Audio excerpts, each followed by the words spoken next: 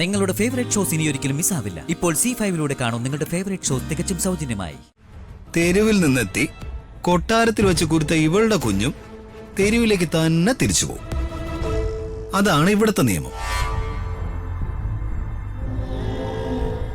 ആ നിയമത്തിന് ഭീഷണിയാകുന്നവർക്ക് ഈ കൊട്ടാരം എന്നേക്കുമായി മറക്കേണ്ടി വരും. DNA ടെസ്റ്റും നടത്തും. റിപ്പോർട്ടിൽ എന്താണെന്ന് അറിഞ്ഞതിനു ശേഷം ഉചിതമായ ഒരു തീരുമാനം ഞാൻ എടുക്കുകയും ചെയ്യും. ആർക്കെങ്കിലും എതിർപ്പുണ്ടെങ്കിൽ എനിക്ക് ബോധ്യപ്പെടുന്ന രീതിയിലുള്ള കാരണസഹിതം എന്നോട് ഇപ്പൊ പറയണം. എനിക്ക് ബോധ്യപ്പെടുന്ന കാരണസഹിതം.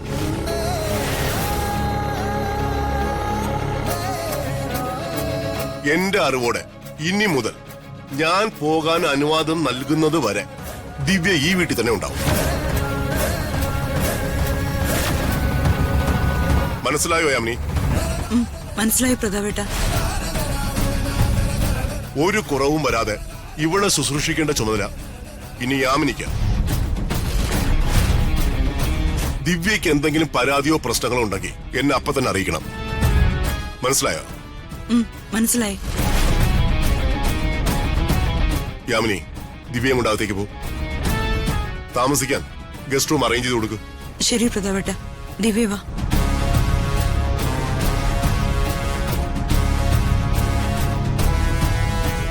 ചേച്ചിക്ക് വിഷമായെന്ന് എനിക്കറിയാം. I am sorry. തെറ്റ് ചെയ്തവരാരായാലും ശിക്ഷ അനുഭവിച്ചേ മതിയാവും. എന്റെ മകനെ എനിക്ക് വിശ്വാസമുണ്ട് പ്രതാപ.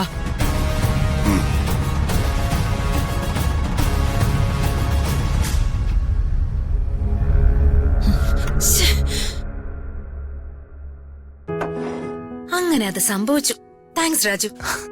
നാരായണൻ ചേട്ടനെ പോലെ ഒരു നല്ല നടനെ ഇറക്കി ഇങ്ങനൊരു ബുദ്ധി രാജു കാണിച്ചില്ലായിരുന്നെങ്കിൽ ദിവ്യക്ക് അവിടെ കോളനിയിലെ ഏതെങ്കിലും ഒരു വീട്ടില് തനിച്ച് താമസിക്കേണ്ടി വന്നേനെ. ദിവ്യ ഇവിടെ താമസിക്കുന്നതില് എനിക്ക് സന്തോഷമുണ്ട് മാഡം. പക്ഷേ നമ്മൾ നേരിട്ട് വർമ്മ സാറിനെ സത്യങ്ങൾ പറഞ്ഞ് ബോധിപ്പിച്ചിട്ടല്ല ദിവ്യ ഇങ്ങോട്ട് കൊണ്ടുവന്നിരിക്കുന്ന.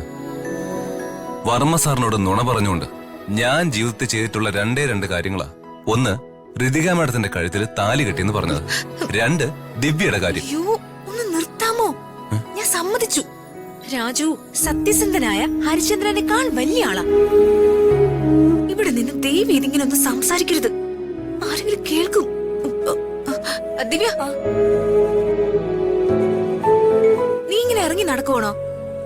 ഇതെന്താ കയ്യിലൊരു പ്ലേറ്റ്? അത് ഋതിക മാഡം, ഞാൻ ഭക്ഷണം കഴിച്ച പാത്രമാ. അത് കൊള്ളാലോ.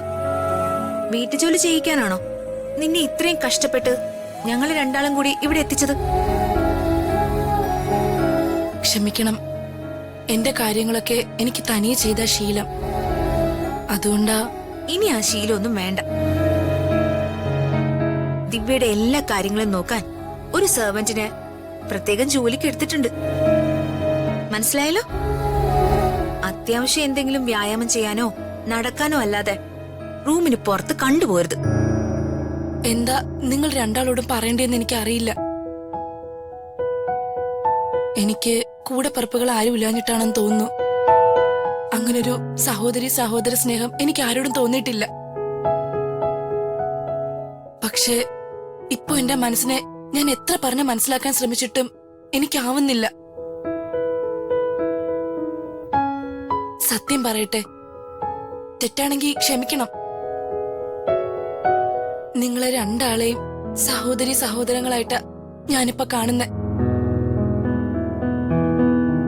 എന്നെ മനസ്സിലാക്കി മാനസിക പരിഗണന തന്ന് എന്നെ പിന്തുണച്ച് തെരുവിൽ നിന്ന് എന്നെയും എന്റെ കുഞ്ഞിനെയും ഈ കൊട്ടാരത്തിലെത്തിച്ച എന്റെ കൺകണ്ട ദൈവങ്ങളാ നിങ്ങള്. നന്ദിയുണ്ട്, ഒരുപാട് നന്ദിയുണ്ട്. അയ്യോ, എന്താ ദിവ്യ ഇത്? ഇനി നീ വിഷമിക്കാനൊന്നും പാടില്ല. നിനക്ക് വിഷമം വന്നാ അത് ബാധിക്കുന്നത് നിന്റെ വയറ്റിലുള്ള കുഞ്ഞിനെയല്ലേ? ഞാൻ ഈ വീട്ടിൽ നിന്ന ദീപക് സാർ എന്നെ എന്തെങ്കിലും ചെയ്യോ രാജുവേട്ടാ? അതോർത്ത് ദിവ്യ പേടിക്കണ്ട. അവന്റെ ഭാഗത്തുനിന്ന് ഒരു ഉപദ്രവവും ദിവ്യക്കുണ്ടാവില്ല. അത് എന്റെ ഗ്യാരണ്ടി. കൊള്ളാം, വളരെ നന്നായിട്ടുണ്ട്.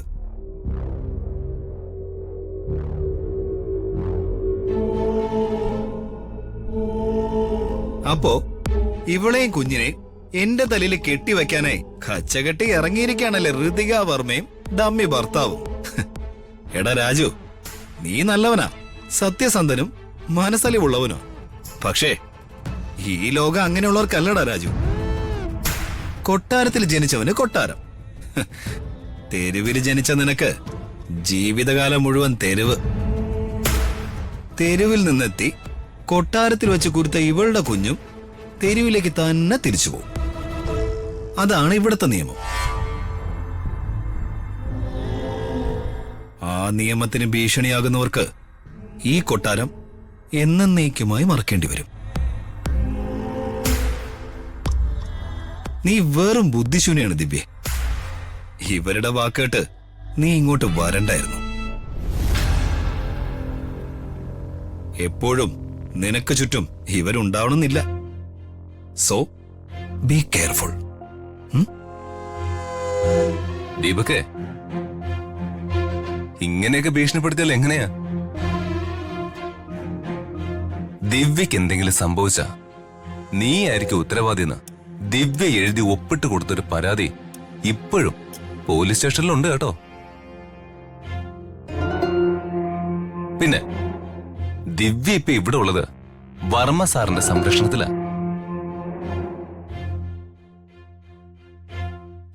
ദിവ്യക്കെതിരെ നിന്റെ രോമം അനങ്ങിയ അത് വർമ്മ സാർ അറിയും.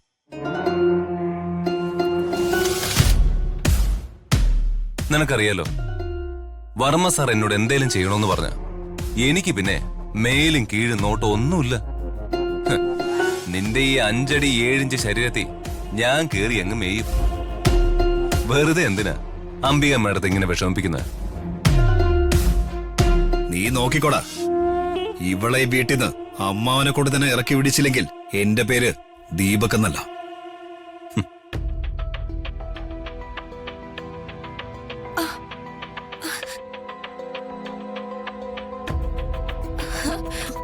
അയ്യോ, എന്താ ദിവ്യ, എന്തു പറ്റി?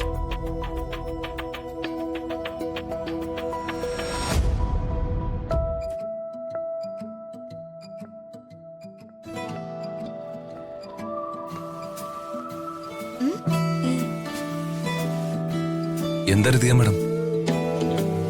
നമ്മൾ സംസാരിച്ചോണ്ടിരുന്നപ്പോ മുതല് ദിവ്യക്ക് വയറ്റില് ഒരു അനക്കം ഫീൽ ചെയ്യുന്നുണ്ടായിരുന്നു. ദീപക് വന്ന് സംസാരിച്ചു തുടങ്ങിയപ്പോ അനക്കം കൂടിയെന്ന്.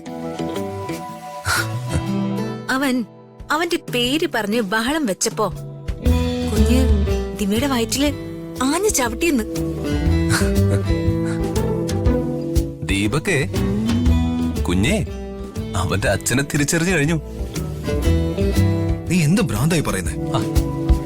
എടാ, നിന്റെ പേര് പറഞ്ഞപ്പോ കുഞ്ഞ് വയറ്റിൽ കിടന്ന് ചവിട്ടിയെന്നാ ദിവ്യ പറഞ്ഞത്.